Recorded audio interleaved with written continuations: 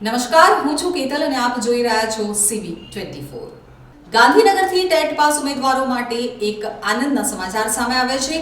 શિક્ષણ મંત્રીએ TET pass ઉમેદવારોને લઈ અને એક મોટું નિવેદન આપ્યું છે। શિક્ષણ મંત્રી પ્રફુલ્લ પાનસેરિયાએ શિક્ષકોની ભરતીને લઈ અને મોટું નિવેદન આપ્યું છે।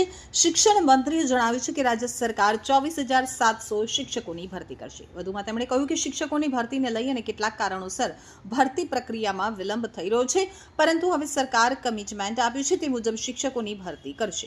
શિક્ષકોની ભરતીને લઈ અને સત્તાવાર જાહેરાત કરવામાં આવી છે અને ખાલી જગ્યાઓ પર શિક્ષકોની ભરતી કરાશે જ તેવો વિશ્વાસ વ્યક્ત કરવામાં આવ્યો છે।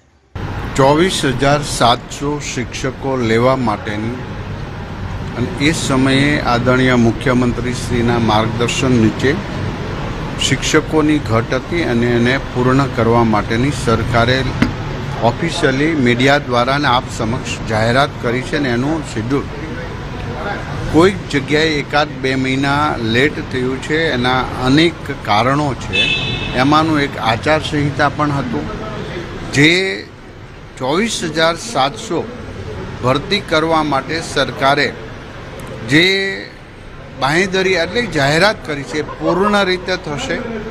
તમામ મિત્રોને હું વિનંતી કરું છું કે સરકાર તમામ પ્રકારની પ્રોસેસ શરૂ કરી છે, એમની જાહેરાત આપી દીધી છે, માટે કોઈ લોકોના દોરવણીમાં આવીને આવા આંદોલનમાં જોઈન્ટ ન થવું જોઈએ, કારણ કે સરકારે જે કમિટમેન્ટ 24,700નું આપ્યું છે એ ચોક્કસ પ્રકારે ભરતી થશે ને થશે।